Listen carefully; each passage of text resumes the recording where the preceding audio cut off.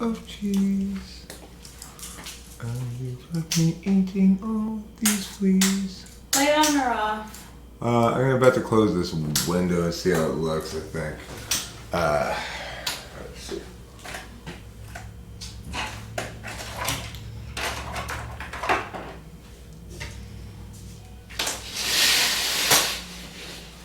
I think it's better with the window open. Can you turn Yeah, that, me too. can you turn Way that off better. too? Turn that off?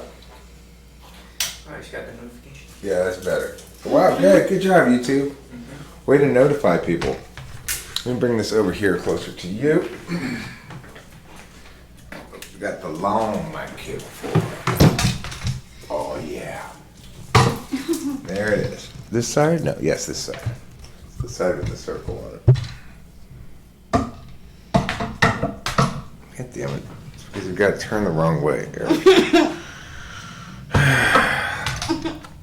Demonstrative TE, you continue to leave me unimpressed. Okay, let's see, is this working? Checking. Hello, my name is host Eric, and tonight I'm helming Buckley's most self-aware live stream. That's right. Bill Walton's here. Uh-oh. He's got his eyes on me, huh? Well, I got my eyes on you. Yeah, me too, Bill Walton. You're not fooling either of us. No. Nor are you fooling our guest, Hambone, who's over there. He's got his own microphone. I'm busy drawing a picture, right? Right, of course, you do your thing, Hambone. I'm not saying you should be talking. I'm saying, Okay. I'm letting the people know that if in fact... Maybe I'm letting them know, too. Okay, thank you, okay. So yeah, don't bother Hambone, but if you should want to bother him and ask him a question, again, ask him, and if he has time in his busy picture drawing schedule, I'm very focused. he may choose to take an answer at it. What are we about to see? You are about to, no, you're not about to see some sort of inappropriate video, let me tell you that. Just because we're sitting on a We don't want to bed. get stripped Oh, again. no. You know why we're sitting on a bed? There's exactly one chair in this room. Mm-hmm. There's a jacuzzi. Look, we're both But wrapping our bed. no, one chair. So we're sitting on the bed. Did you notice we're both rubbing our bed? Yeah. That's pretty funny. It's cute. Well, if you're at Rebay, you see your school still gets advertised by us all the time. We both love these sweatshirts. Yeah, we do. I wear them all the time. The Rebay Academy sweatshirts are fantastique, as they say in France. What are we about to see? Another INTP. I miss Spacey. You just can't swap INTP so often. Post. It went. Hambone is a human being who's distinct from Exactly. his type and does not represent me replacing Spacey in any sense That of the was word. like a weird. I don't want to be anybody's secretary. Yeah, So- exactly. Yeah. Hambone is somebody who was nice enough to allow us to come visit him, and his family were nice enough to invite us. Yeah. To and I got to meet his family, and I just got immediately hungry for this. it's a good idea. Regardless, It's been nice here. I got Maples Isaiah and Rude. leaves. Isaiah Rude is an ENTP to replace Spacey. So, I mean, he's replaced Spacey sort of. He does a good job. He does a great job. Yeah, he does. And he has an appropriate amount of it asks an appropriate amount of him, which is say very little, and that's good. And he makes a little money from it. Hey, Levi. Great Wind, you believe that Hambone is the same subtype of INTP as Spacey, huh? Okay, well, what do you think that subtype is? Because, I don't really give much credence to the notion of subtypes. Hi, Levi Samuels. How are you today? Are you feeling blessed? Extremely thankful. And what was it? What are the things? 3 things on that sign? Do you remember? I don't remember. Hammo's house, they've got one of those SFJ signs right there. Boom! Like right when you walk and you see it. It's saying, Unbelievable. All in faith. Unbelievably blessed. Blah, blah, blah. insert more description here. Ooh, burn. The USA News burned you. Did I burn? Also me, though, by calling me a guy. Who? Unintentionally. Who said Levi that? Samuels. Oh, I see. Hey, what's up, guys? And Eric, too. Oh, Levi, you did burn me. I didn't notice that. Are you saying that I'm a lady? Listen, that was previous lives. In this life, I'm all man. Ooh. I want to know which of the three generations, X, Y, or Z, feels broadly most angry. Although I agree with your basic answer in the car, Rachel, both of your responses in the car, that things, you can't really break shit down very much generationally. It's not really a very defining quality It's of people. difficult. Because I feel like a slacker and I'm a millennial. But millennials are considered lazy. They're considered like to be these tech kids who grew up with entitled because they grew up with the tech world before. You know, they had both. They had half. They had without tech and with it. So it's like we're the bomb shizzy because basically we changed social media for like ever. But it hasn't helped us at all. Isn't the older generation always calling the younger generation lazy? I don't think Generation X does that. No, I don't because they stuck the slackers. Right. You guys are middle aged though. Now they are. I think intergenerational war is mostly waged by the youngest and Yeah. oldest. Yeah. Good observation. Which would be the boomers now. Boomers Yeah. like that Well, it's actually phrase that Well, is- the boomers are always attacking the millennials and vice versa. I mean, like- the oldest generation really is the silent generation. Yeah. There's a few greatest generation left, but silent Yeah. generation was too young to fight in World War II. Yeah. So like both my parents were too young to fight in World War II. My mom was too female to fight in World War II. Well, Gen Z right now is also so. I guess the generation that's most still active in policy, maybe, because I don't think the greatest generation is that active anymore compared to boomers. Right. Well, They're not in positions of power. They're all the they're greatest all retired. generation are people who who are all at least 10 or 12 years older than my dad. So that's they're at least like 92. Yeah, like my grandma would have been 94. 100. So she was probably the greatest. You'd have to. The youngest could be 18 in 1946. Let's say 1945. So if you were 18 in 1945, then you'd be how old now?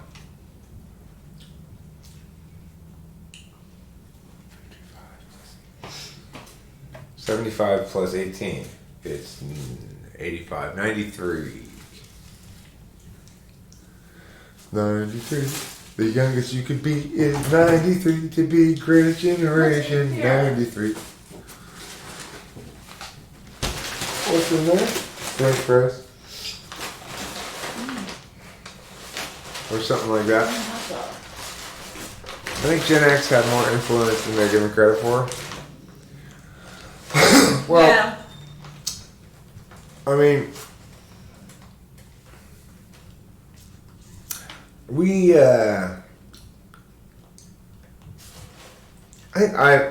it's like probably most of the generation is not quite as eternal man-child as I am.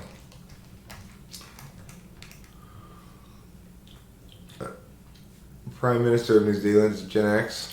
She's an ENFJ. A lot of Gen Xers want to see change in the world, they say, when I read about it. But they're also categorized as other things too. Like, it wasn't just slacker, there were 3 different types. But I do consider myself to be a slacker, and probably through like Gen X movies, I kind of adopted the idea of it's okay to be lazy. You can still have fun in life, and still like live. I mean, the thing is, I think there's a lot of fundamental questions that are being asked about how one ought to define oneself in a world with few frontiers left. You know, there's no place for young men to go off into the wilderness and explore and discover. There's not any wildness left to the world, and so as a consequence, it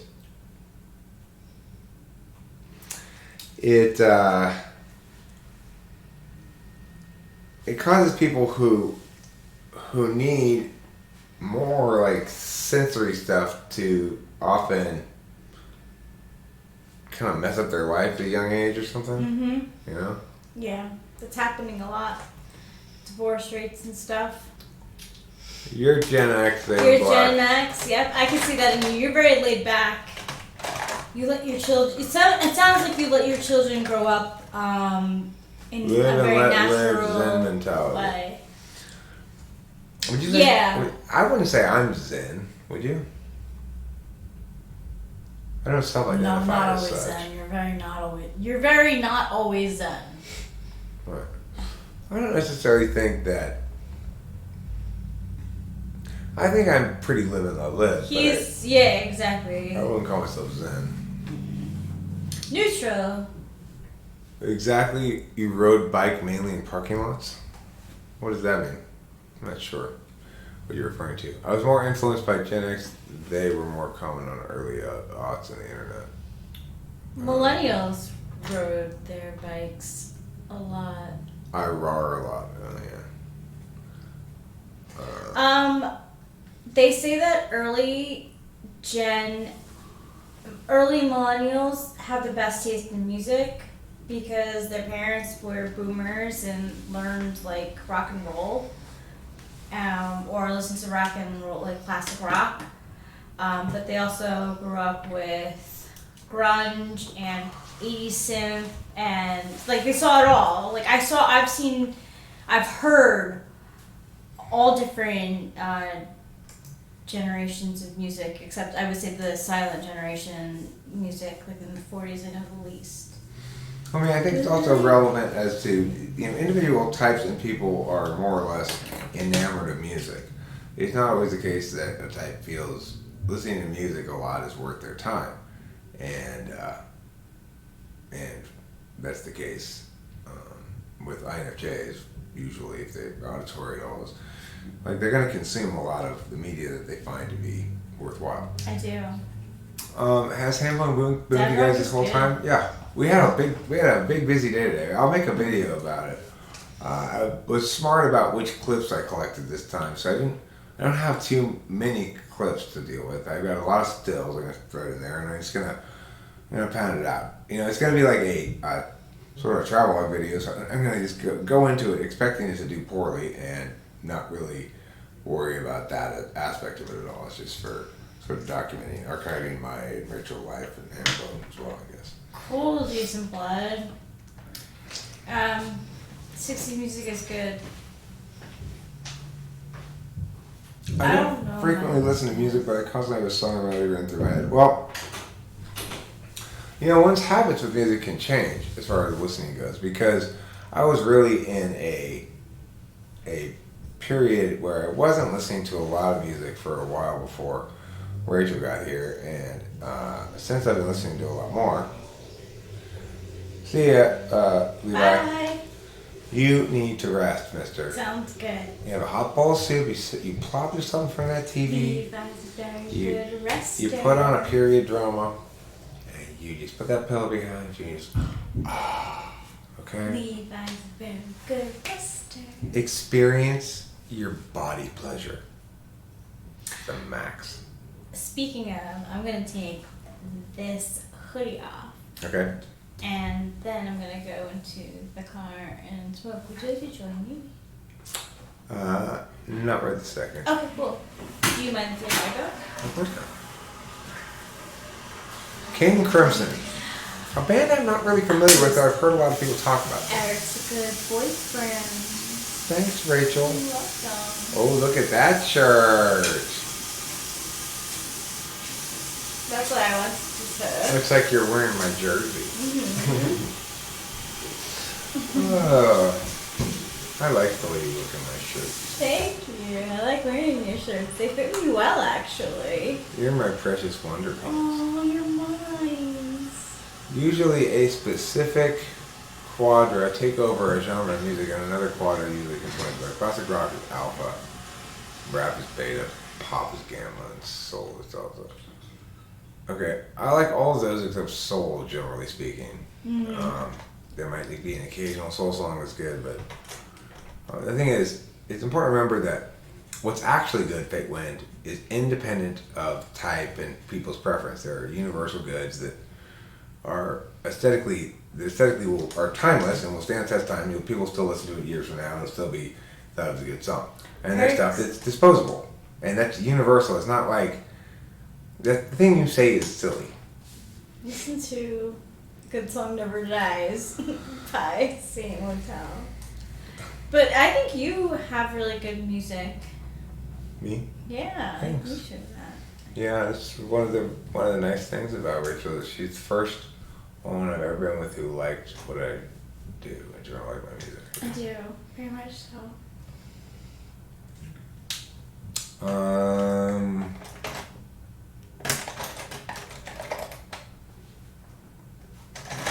Rock is definitely not alpha. I don't know. It could be.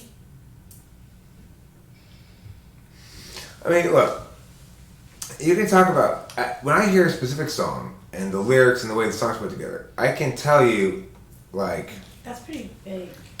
I can at least say, this song sounds like Yeah made it, okay?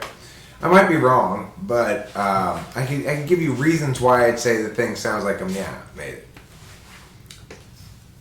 Like a Mia made it. If you're forced to listen to gamma music all your life, sure, you might like a couple songs, but sometimes you have no choice. See, here's the thing. I was forced to listen to my dad's music all the time. He had some good stuff. I also had access to all of his records, and as I grew older, I started buying all my own records too, but I had to listen to some horrible ass shit in the car. Like Spyro Gyra and like Weather Report. Let's listen to Weather Report. How about Al Jarreau followed by Weather Report? That'll be fun. Terrible, terrible music, okay? But he also had some good things he played occasionally. That's how I come on and listen to Steely Dan. The nice thing is, because for whatever reason I was born with the ability to distinguish between good and bad things, I didn't retain any of the bad stuff. I just retained the good stuff. I was like, I don't ever want to listen to anything like that again. That's horrible. It helped me to understand what's not good, I guess. And what I ended up finding, it was like flying by my seat in my pants, but as an adult, when I look up some of the records that I started listening to of my dad's records that I thought were particularly good, turns out those were like critics' darlings or known as really particularly great albums and stuff like that. So my taste was good from the get-go. I just didn't even know it. It's much better now, though. My taste is highly refined now, and it is because every time I listen to a song, I'm trying to determine the absolute truth about how good it is and what works and doesn't work with it. And I try to be as disinterested in my calculations about it as I possibly can. So I apply the same metric to myself, and even so, it's hard to attain success. It's hard to attain artistic success with music. All the pieces have to be just so, and really at the pop, and a lot of different things have to go right for a track to make my snappy tracks list. I agree with you. I am drawing my Ina P girl. I want to surprise her. So are you going to show her the drawing? Or you're gonna surprise her by saying, "Hey, I was standing at your window last night, drawing this picture of you." I hope I'm not putting a negative connotation to what I'm saying. I'm just giving my opinion. Sure, fake land. Yeah, that's fine. I have no interest in doing battle. We had a busy day. We had a full day. It was a heck of a day. We went to nature. We went to the little place. We drove around. We went to get weed. We went by Hambone's house. We went fishing. We went fishing, right? I forgot about it already. We went fishing. Hambone caught a fish. I did. I totally forgot about it already. We got it on film. I'll put it in the other video. And then we killed it. I had to kill the fish. Yeah. It swallowed the hook too much. There's no way to get it out. I had to chop off its head. But, I unlike turtles, I accept that as part of the possible outcomes of fishing. And I have to deal with that, and that's okay. I've dealt with that my whole life. My dad always took me fishing. I learned to chop the heads off of fish. And I'd not be very squeamish about it. So, if I catch a turtle, catching turtles made me stop fishing at Lake Lake. It hurt my feelings. But cutting the fish's head off, it's just part of nature's way. Fish are made to be caught, I don't know what else to say about it. I don't think I could handle hunting. I think I would hurt my feelings too much to have shot the animal after I shot it, even though it's probably be exhilarating to hunt it. But I like fishing though. Fishing somehow is different. I don't know. Fish, what can you say? They're fish. I don't know. Okay, you hate bluegrass, Swift Eagle? Who can hate bluegrass? I mean, what? Like, you just don't like the banjo?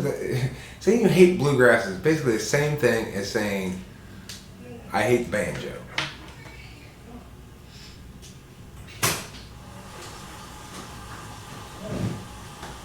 Hi, darling. Lero Fajical asks me the question, do you think MBTI is better than the Big Five? Look, if you want to compare the Big Five and cognitive functions,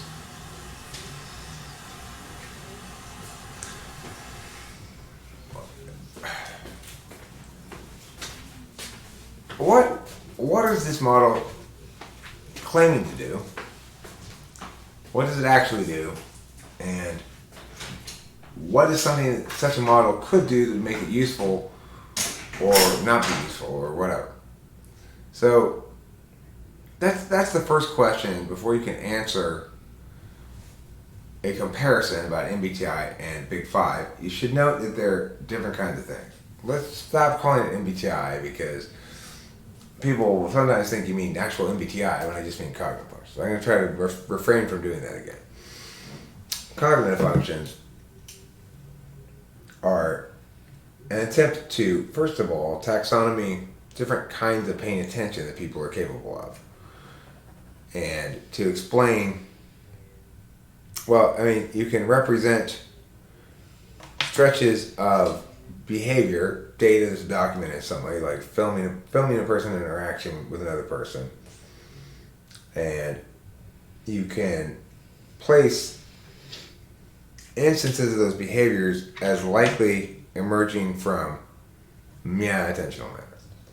Now, somebody might claim that that's arbitrary, but it's just taxonomical. It's no more arbitrary than noting the similarities between mammals make them fundamentally different somehow than reptiles will all have similarities as well. So, look at this. This is going to give me some energy. I'm kind of abruptly starting to laugh and find myself being. I guess probably a lifesaver. I eat your stuff all the time.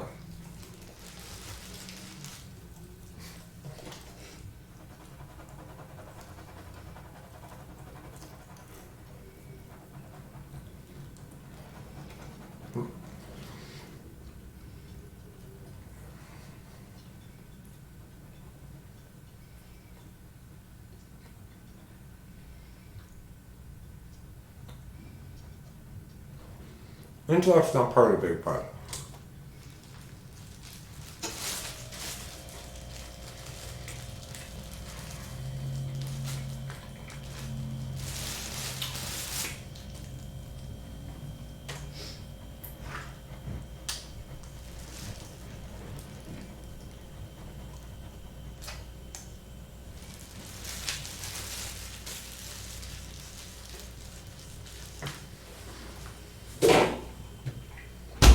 Okay, so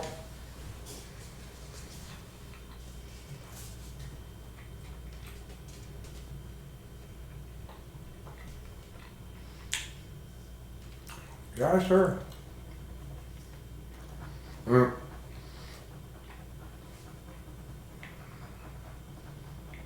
What are you gonna say? That I want to interview him? Oh, you don't really. It won't be public.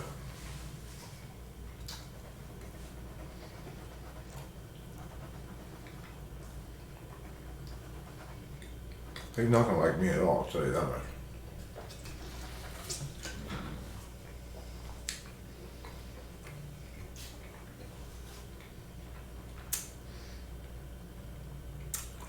I'm gonna ask him a lot of questions if we're gonna have some sort of discussion about stuff.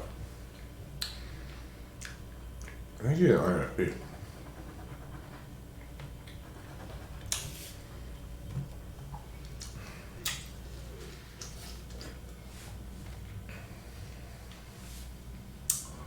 But he'll be an INFP in a context where supervisor relationship be damned. If I can find the woodshed, you're going behind it.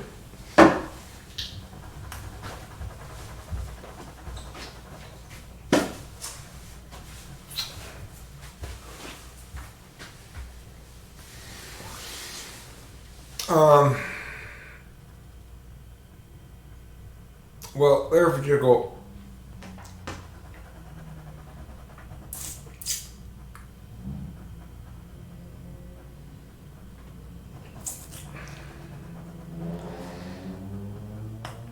Look, psychology does different things.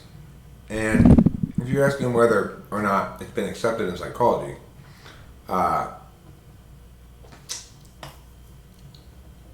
what would it be accepted as in psychology? Would it be accepted as a model of what?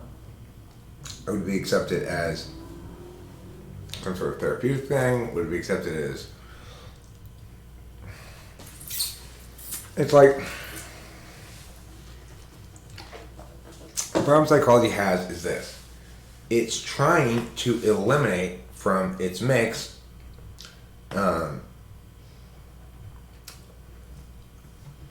things that are justified metaphysically. It thinks it's going to somehow be more scientific like that. It's not.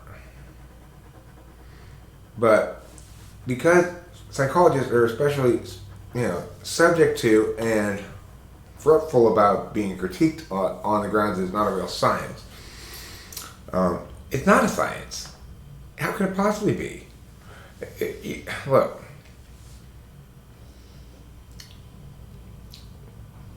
A human being is a conscious, moral agent moving through time and space and evolving in response to stimuli. So you trying to make closed system style observations where you say, here's a firm description of how things are, and I can expect them to remain the same until I look at it again because this attribute is going to be so accurately described. Well, that's incredibly ill considered because you have to remember that not only is the human being a dynamic system, but not only is it a dynamic system, but it's an open system. It's responsive to attempts to make changes within the rules of that system, are observed as such, and the rules can be altered accordingly to update, and often are. So the problem here is, what are we talking about? Are we talking about a description of a person in a moment of time, a snapshot of a person, or are we talking about a description of a process that is necessarily across time? If you try to take a snapshot of a person static in time, that doesn't account for time, then there's potentially a certain... is he an ENFP? Okay.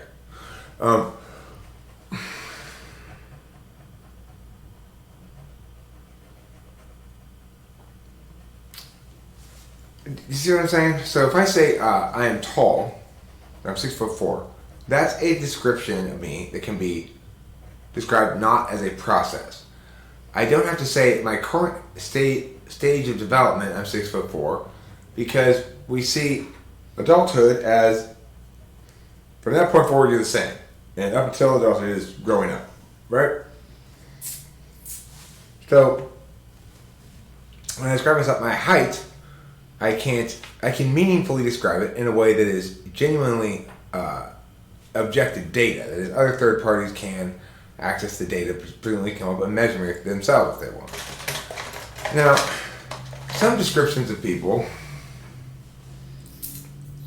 can be very accurate, yet difficult to call objective because there's a certain ambiguity in the claim. So, like, if I say she's funny, well, it's not just about how she is, it's also about my sense of humor. So there's a additional level of filtering when you're making claims about a person's ontology that's not physical versus their ontology that is physical. So if I just say, like, well, you're this tall, that's an easy claim to verify.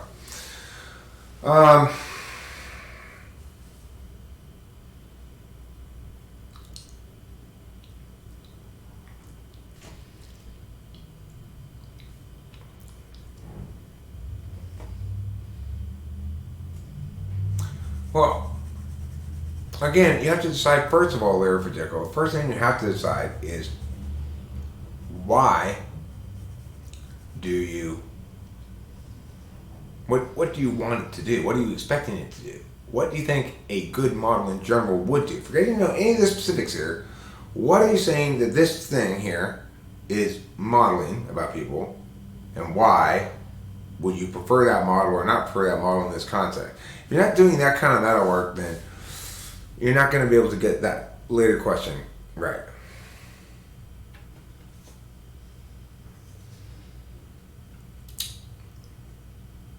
Claude, you probably got that sentence right there from me. It's probably a paraphrase of a sentiment that I voiced to you.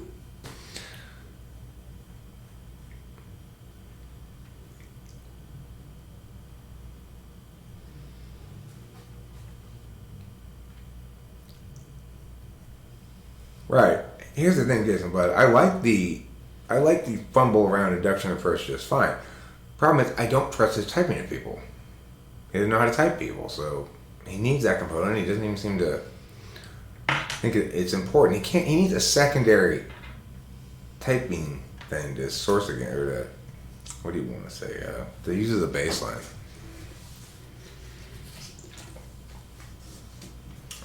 Okay. What is this word scientific, Swift Eagle? What do you think something has to be scientific? We have better words we can use. We can say,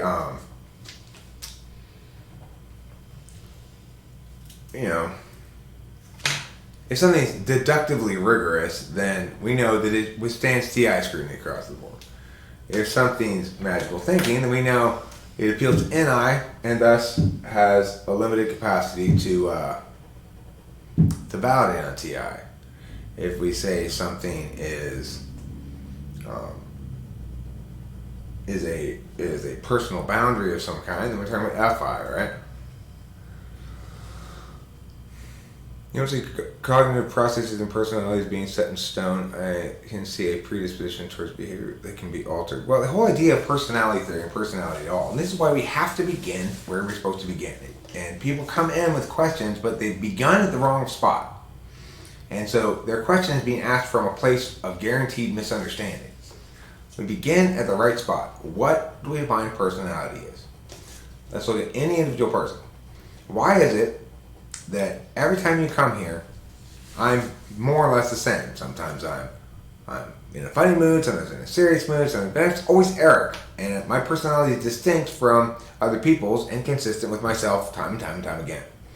The idea that people have a personality is therefore the claim that they have aspects of self that express the same way throughout their life, unchanging. If you watch the video of me at 17, I am asked a question about this new law in Arcadia where you have to tell the cops about a party before you start it or something like that. And I say, well, basically, I think it violates the right to free assembly, the guaranteed by the Constitution, which guarantees the right to peaceful free assembly. And since most parties don't people engage in violence, therefore, it makes sense the law is unconstitutional and should be abolished. I was 17. I'm still making those kind of arguments today. When I look at the articles I wrote in the newspaper when I was in high school, I was cheeky and sassy with them, and edgy, I guess, or something. In ways that you might still say that I am today. Certainly, it's no stretch to imagine the same guy wrote those articles a long time ago is doing this. That's my personality. Those are aspects of myself that stay the same.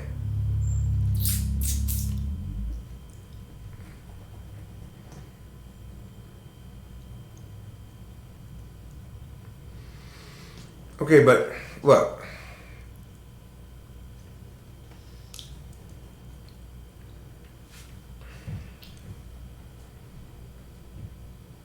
See, that assumes you're dealing with that's ridiculous. Then no, absolutely, psychology should not be scientific, because science therefore requires you to deal with static systems that don't have any agency themselves. Since we're dealing with other human beings, it's insane to think it's going to be like that. Theory, hypothesis, and testing. But the thing is, again, we need, instead of if forget about what people call scientific. A process analysis is correct if it validates both with shared piles of data that we have, personal experience, and ideally we can validate it by simulating it. Like I was talking to Hambone right now, or earlier today, I'm at a juncture where I'm kind of stuck in that I can't figure out, or don't want to put in the heavy TI lifting to figure out the dynamics of the put, get, receive, and all the functions and all the fields. There's some permutation of shutting down certain fields, getting and receiving information, the functions, and potentially translate, like handshaking between fields, like the interface functions. There's some sort of handshake between fields. I can't figure out all those dynamics. It's possible that to potentially put it all together and have it all go pa-pum, but that would have to be done before we could simulate this thing. We could do a rough or primitive simulation without those elements considered, but I think then it's going to fall apart pretty quick. I think those are the key elements to have to make the whole simulation work at the simulation level. Now, look, if you are going to simulate the thing, then you would have very much an excellent form of testing your hypothesis. That agents, and the hypothesis here is that agents moving through the world are expressions of process interfaces that match up with this following map or description or model, right? And we test the model by simulating it, running that modeled expression of agents, and seeing if they end up acting like real agents or if they deviate from that a lot. If they act like real agents, then we go, oh, well, that's surprising, We see that without programming them to do so, just setting these processes, that ISFJs in this simulation end up being homebodies and That's how you test it. Or if we can get the correlates on Naria's brain scans, first of all, I think it's a good idea, but you need to have somebody wear that thing for a while. People are always going to be using, I would say, more of their tool function, potentially more of their demonstrative function, and eighth function, and they're in a testing environment where they're being actively tested than they normally would. I think you have to account for that possibility, at least. I could be wrong about it, but it would seem like those are the functions that deal with the outside world and how to address problems being presented to you is 2, 6, and 8. So I'm not sure that just giving them that brain thing in the setting of being tested is going to be conducive to figuring shit out, but whatever. Potentially you could do brain scans and match them up to people and stuff, but you have to set it up right. How's your picture coming along, Hambone? Good. I'm thinking of adding a few more things before we finish, but this is what it looks like so far. Show all the It people. said Operation Conclude on the back. So. Operation Conclude. I like it. Looks good. Hot. You got dynamite. You got an unplugged electrical thing. What's that thing behind this? What's this guy? I don't know. Maybe he's a secret agent, or maybe he's part of the trap they've set. It kind of looks like a baboon. Yeah. Interesting. got an orange face. I like it a lot. He spray tans a lot. Can you sit here for a bit while I guess one cigarette? Sure. What kind of chaos has ensued? What kind of chaos has ensued? What were we talking about? I don't even remember. Talking about cognitive functions, all the fields and Oh yeah, the ways that you would have to. I mean, look. To the extent that people want to dismiss any of the ideas other than cognitive functions, the best way to dismiss them is not to appeal to some standard there's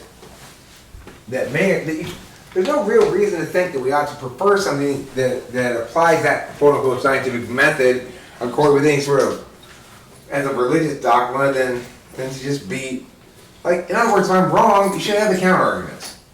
That should be sufficient to prove that I'm right. There's the lack of the counter arguments. Where are my flip flops?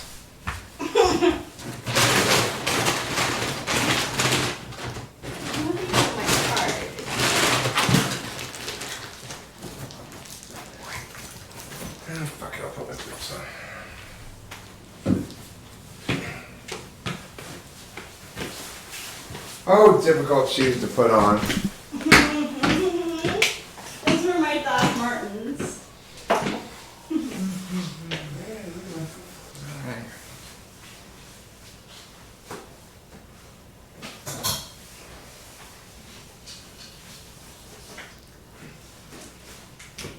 So.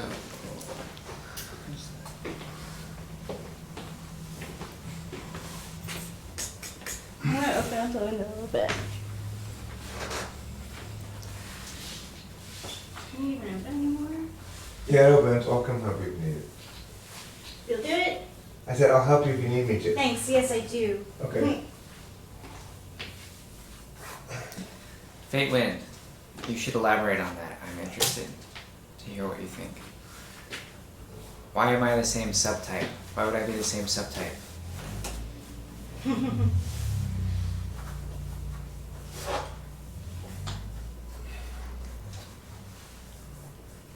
Still remember my immoral acts. What's that? You're immoral I act. don't think anything's Yeah. particularly moral or immoral. What immoral I act? like it. Yeah, what are you referencing? Probably the time I hit him from the channel. I knew it. Oh. Yeah, but it was definitely for a reason. It's either Not that or that really. genocide you committed, maybe. Oh, that too. Yeah. You remember when you eliminated the entire local Indian tribe? I hardly remember. That was so long ago. It's Way to okay. hold a grudge, Cloud. They forget you. This is called Which Flies By.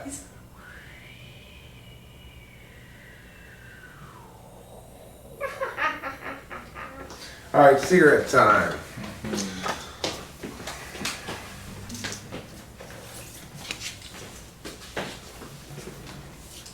That's your phone.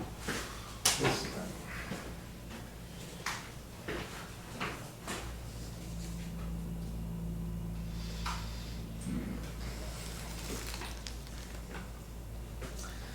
I'm gonna draw some lightning bolts or something else. Cool. That's my idea. So she.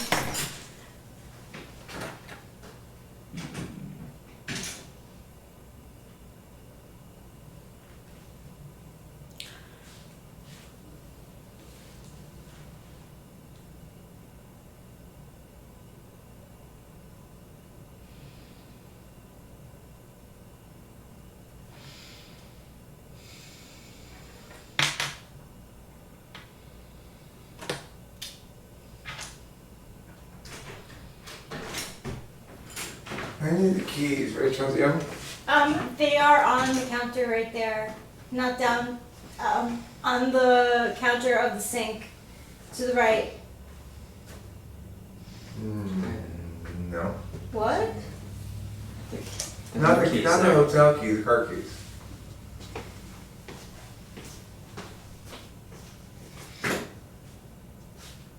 What can I do with them? You can take them? No. Sorry. Okay, they're in your purse. They're in your purse. They're in my purse? I found them, yeah. They're in your purse. Oh, sorry about that. No problem.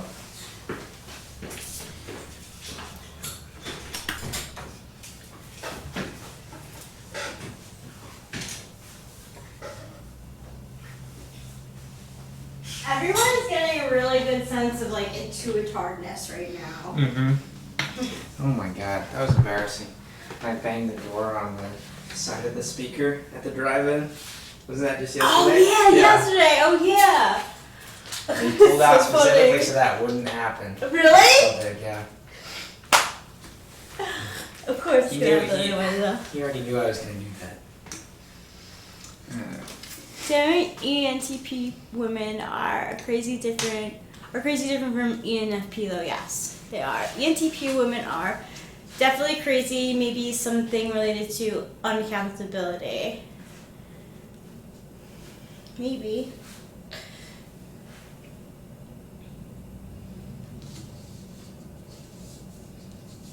Do you like this side or this side? Wow.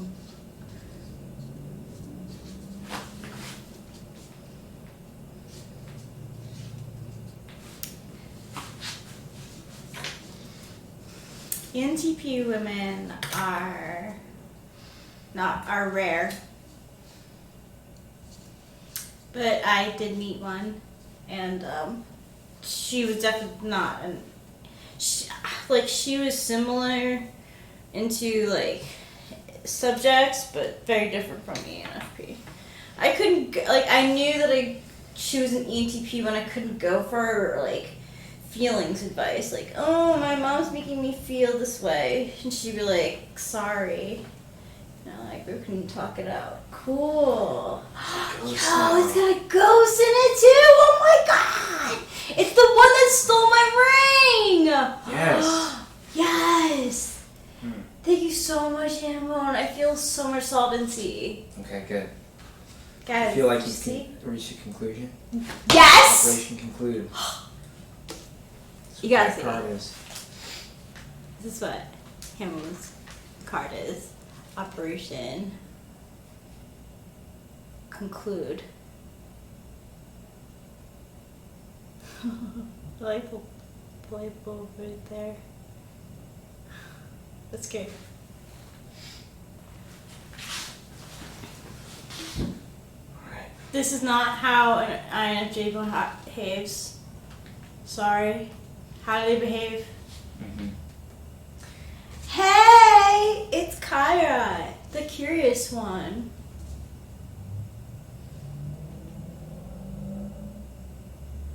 Who is Cloud talking about? You? This is Oh, not how running INFJ fox. behaves? You good. You good. What?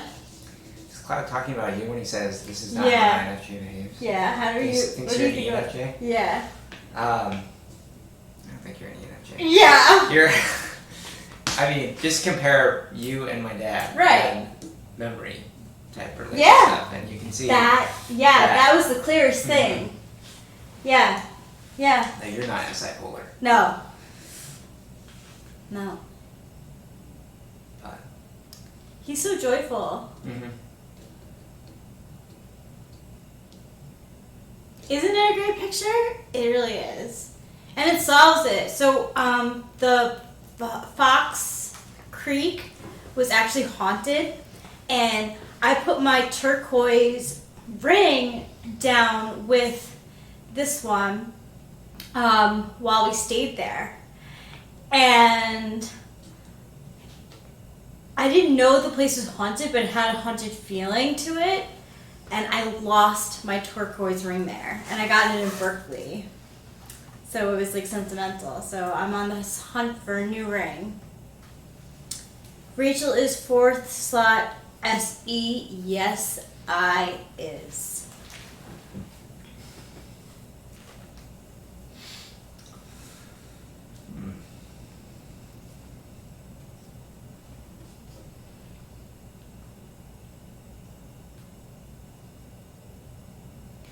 Is this hotel haunted as well? That's a good question. What would you say?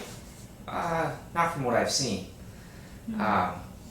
Doesn't ever surprise me to learn that a hotel is haunted. They're a very hauntable establishment. That is a very true Plenty thing. of rooms, plenty of people to scare. Oh my gosh. For a ghost, you know. Yeah, for a ghost especially. Yeah. I mean, if I was a ghost, I'd be chilling in that thing. Exactly. Right? I think there's a spirit world jacuzzi where you can just, if you're still around as a ghost, you can just chill out. That would be nice. I do. Where else would the ideas come from?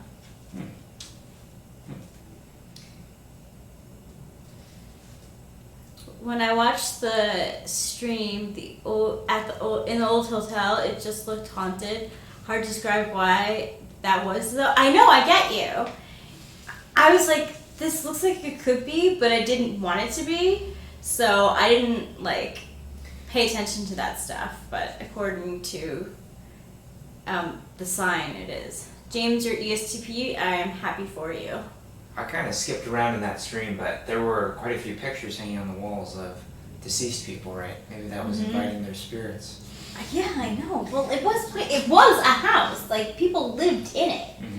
And a lot of people passed through it too. It's an inn. It's literally in the middle of a trail to get from Oregon to Washington. It was 1800s kind of house, and it was just I don't know. It was interesting. It was I don't think this hotel's reached the age threshold. No, me neither. No, me neither. And I think the fact that we could see where you work too, right there. Yeah. That's a good sign, right? Yeah. It's not isolated enough. No. For a good haunting. No, exactly. But for a good chill out.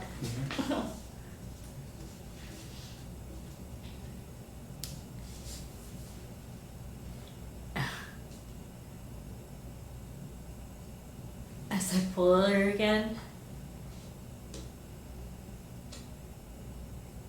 I don't believe in ghosts or immortality of the soul, but I believe in demons. I've gotten bad demonic vibes from places before. It's funny that you say that it's Alien Black because one time I went to Manhattan with a friend and it was downpour, hurricane amount of rain falling down, and I went into the city without having an umbrella, and I found one under a chair, and I felt so lucky at the time. But I read in a book years later that they say not to take people's items that are lying in front of you because there's someone out there looking for it. So it has bad juju if you take it. And honestly, that umbrella, it broke. It didn't. I felt the juju after I got rid of that umbrella. Yeah, I don't ever get demonic feelings from places, but if I'm researching some sort of paranormal thing late at night, I start to feel like I'm inviting something, Yeah! So then I get freaked out. I was looking up sleep paralysis. Have you ever had that? Yes. I've never had that. I think I actually have had that. And I had to wake myself up. But I'm not sure, actually. I did once or twice when I was really, really young, and I didn't see any of the commonly described demons or anything. It was just, I was awake, but my body was asleep. And it was weird, but eventually I was able to just fall back to sleep. Wow. It's fascinating. So you were looking at that? Yeah, because sometimes people see things sitting in the corner, like shadowy figures, that maybe their brain invents because they're half awake, half in a dream. Yo, that happens. Yeah. Well, I've had lucid dreaming, and lucid, it feels real. Like, the first lucid dream that I've ever had was so calm. I was like laying in a hotel like this, and my cousin had a bed next to me, and it was just like sunrise, and I was looking outside, and I was just like doing normal stuff. And then it took me a while to wake up because like I didn't realize what was sleep and what was a dream. But then when I woke up, I was like, "Whoa, that was really pleasant." But then I had an unpleasant one because like I was going through a really stressful time in my life, and it was like I remember pinching myself like to see if it was real or not, and it wasn't real, and I was like so happy that it was a dream. Or have you ever had those dreams where they stack on top of each other where you think you've woken up and then you're still in a dream? No. Dude, that used to happen to me. It never exceeded three layers of dreaming. That's cool. Yeah. They explore that. That was always weird. In Rick and Morty, they explore that, like that Inception. That happened to me a lot. It happens to host Eric a lot, these stepping When dreams. You try to wake up, and then you convince yourself in the dream you woke up, but you're not actually awake. Yes. Yeah, that happens like in the car. When I used to drive in the car with my parents, that happened to me all the time where I think I was awake, Dream and then I loops. realized I was still dreaming. I think I was awake again, so I tried to wake myself up. Right. Yeah. Well, the giveaway for me, when I finally understood that I was still dreaming is when I actually thought about where did I fall asleep. So I didn't fall, like, I'd wake up in the dream at my aunt's house. Well, why am I at my aunt's house? I fell asleep in my own bed, and then that's when I could sort of wake myself up from inside the dream, is just thinking about why am I here, and where did I fall asleep? That's so interesting. Yeah. Have you ever seen the movie Eternal Sunshine of the Spotless Mind? No, but I've heard of it. I think you would like it. Yeah. What you said, like, brought me back to a scene in it where the couple wakes up and, like, they're in a bed. But it's all about, like, mind racing and stuff. It's cool. But dreaming is, so you were looking up, like, pretty much, sleep paralysis. Yeah, and the interesting thing about that is people often see the same kind of demon or figure or ghost or whatever. So they have similar experiences with a kind of ghost. So you know that it's embedded in our unconscious maybe, that we're programmed to find that kind of thing scary. And so that's always weird to learn about, that people who have never talked to each other have the same experience separate from one another. Yeah. Yeah, that really is. All over the world. Like, all over, it is true. In different cultures and different time periods. Wow, yeah, different. Wow. I feel like I've never had a dream where I flew. That's one dream that I have dreams where I'm falling and like that wakes me up. But I've had dreams with celebrities and then that stuff comes true with the celebrity. But generally my dreams don't come true. They come true about other people, but not me. Yeah. Do you make predictions in your dreams? I don't know, but I like to tell the people. So like, I had this dream when I was like 6 years old that I was at my dad's funeral and I was so upset by it that I told him, I was like, don't die, I had this dream that you were gonna die, don't die. So I feel like better after like telling them. But like, I don't have premonitions about myself, like ever. But this one time I had a dream about Jimmy Fallon. And it's like, why Jimmy Fallon? I can't tell you, really. I don't watch his show. Like, it's not. And the one thing that I did know, and that maybe I was subconsciously focused on, was that he was known for being erratic at the time. He was drinking a lot, and I think like maybe coking up too. And I had this dream that he went to visit his sister's house, and he spent time like on a virtual reality thing, playing with his like nieces and nephews. And just having like a blast and like finding himself there. I was watching this. And then a month or two later, he said he spent like time with his family and he felt like rejuvenated again. And I was like, yeah, Jimmy Fallon, Good for you, Jimmy Fallon. Yeah. Being a late night host must be stressful. Right? Yeah. I think it is. I think it is. Can't you see it being stressful? Yeah, I mean, if you're not used to talking in front of a crowd, but those guys are all pretty well acquainted with that and comfortable. Yeah, it depends your type, you know. I think he's a good type for that, but it can't. He's an ENFP, so you know, I feel like keeping up that clown persona can only happen for so long. Well, yeah, I wouldn't be able to do the forced laughter that yeah. that Jimmy Fallon does. Yeah. Yeah, but he does it well. He's a good late night host.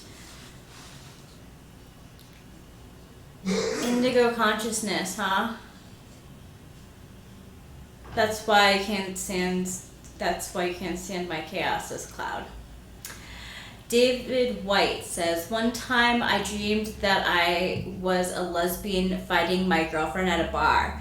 Anywho, I woke up with actual hair in my hand. That dream was so real. That is so real. You were fighting with yourself in your dream. I always want to dream about a bank robbery, but it hasn't happened yet. I always want to dream that I'm flying, but that hasn't happened yet. But you never know. It may. It can. Do I have daydreams? Yes. Do you have daydreams? I don't think they're vivid enough to be called daydreams, but I'll get lost in my head a lot throughout the day, just thinking about whatever. I don't know if I put a visual to it all the time though. Yeah, I would say but visual. People would still call that daydreaming. Yeah, they would, but I agree with you that it's not. Thanks, baby. You read my mind.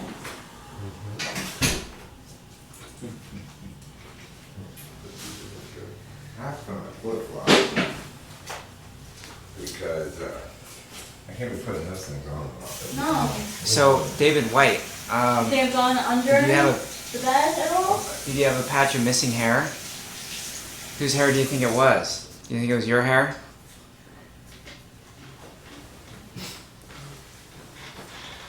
David White once woke up from a nightmare with a clump of hair in his hand. Yeah. He was biting his lesbian girlfriend. Mm-hmm. That's intense. How do I open that window? I just want the fresh air. You just gotta push harder. Cool. Let's see here. You want to sit here? Yeah.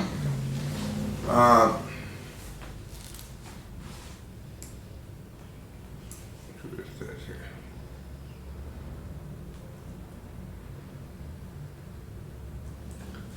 I do. Oh God. Sorry. Okay.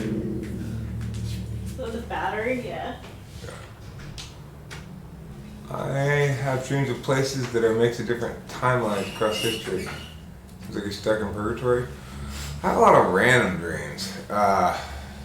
Dreams I can't really even articulate. Like I had a lot of dreams last night, but I don't really know what they were about. Really, just kind of. I don't know.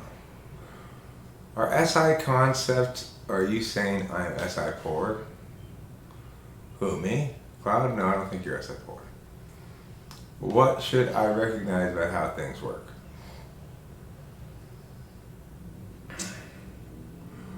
Why do you think I am using SE? Where do you see SE? I only see TE bulldozing. TE bulldozing? Now that would require you solving some sort of problem or attaining a goal, Cloud. Or at least justifying something with utility, but you're not even doing that. Do you know what's 3D, Cloud? This. 3D, that's all 3 dimensions right there. It's the cheek, the lips, and the sound. It's all 3 dimensions. We're buffering. Let me see what it looks like here.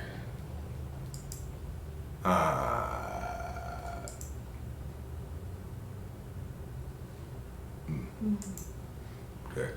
Let's see. Eric, how are you hanging in on your trip, bro?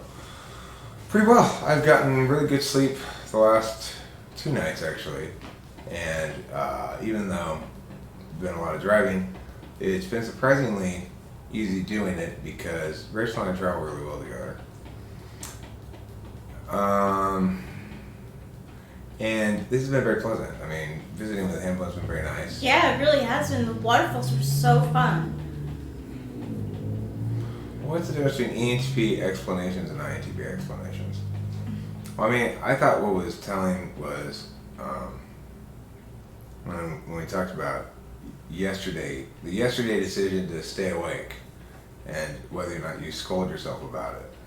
INTPs, they're too deliberative to bother scolding themselves about it because it's like to scold yourself about it is, for me, it's basically to say, Eric, you should have deliberated more about this and made a choice rather than just sort of bumbled on ahead into 4 in the morning. But INTPs don't critique themselves because they don't, I guess, think that they didn't know better at the time. It's like they knew they constantly made a choice or something. Will you want to explain it? What do you think? Yeah, something like that. I just mean that you have to remember what state of mind you were in when you were making that choice. So now, like if you stay up and then you wake up in the morning and you're tired, you did make a choice to stay up later because you didn't go to sleep earlier. So for me, I'm not going to scold myself doing that because I always feel like I'm more conscious about my SI and I'm aware of the trade-offs and well, I mean, you said what's going to happen later. I think you mentioned earlier something along the lines of, well, but last night I wanted to stay awake, so that's why I made that choice. That seems more FI awareness. It's like the thing is, the EHP forgets that what they wanted last night matters at all. Mm-hmm. You know, because they don't think of the wanting things as being a persistent factor that sustains over time. I guess they just react to it like blind children. David White says, at Hambone, heart, you are a good host. Oh, thank you, David. He is. The other thing I said about the difference between ENTP explanations and INTP explanations, INTP explanations are actually likely to be shorter, even though they got any tool, because the demonstrative NI. They're likely to be maybe more directly responsive and less expansively responsive. Unless you push on them, in which case it can expand at great length. I think being TE polar means I'm pretty tough on myself. Well, I hammer myself. I mean, I think the problem with being TE polar is it means that you're subject to people critiquing you because you're always, quote unquote, like doing things dumb. Yeah, not doing dumb things, but doing things dumb. Yeah, or wrong. Just like everyone says I'm doing it the wrong way, and I'm like, what way is the wrong way? You do it differently from another person. Like, can't you just let me do it my way? Yeah, well, and the thing is, for people who value TE very much, it can be challenging for them to watch somebody, bumble along. Yeah, with the Rick and Morty background as their computer screen. It's like, she's so good with that, but like, she can't, paperwork's all over the desk. Well, yeah, I live a busy life. 4-slot NI trying to abstract is like a toddler trying to talk. Oh, they're physical.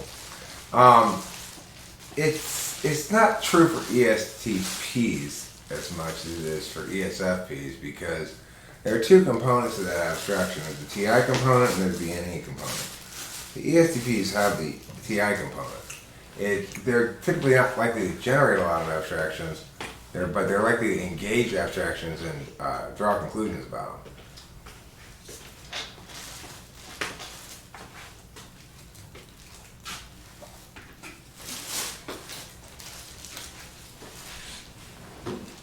Did you show them the trail mix? There's a butcher shop trail mix we're eating. They're all meats and cheeses.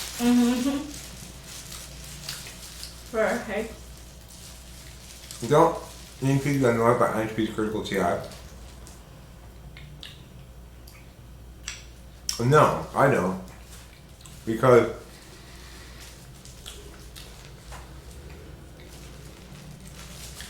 it's a tested system. It's like, you know, I mean, the fact is, one reason why you should believe my system is better than the other ones is because INTPs may come in and ask questions about specifics of it and offer suggestions about certain little specific aspects of it and stuff. I've never encountered an INTP come in and just dismiss the system entirely or say no that you're wrong, Eric, or basically negate my core claims. They tend to be convinced by it, which is suggestive that, you know, it's probably right. Yeah, I agree, Hambone. I'm about to fall asleep. You got a gas, Hambone? I'm pretty tired. Yeah. Okay, well, while we call it, we got a big day. You caught a fish. Mm-hmm. You caught a fish today. We got we multiple saw live streams. waterfalls. We got video in the car, which I'll upload at some point here.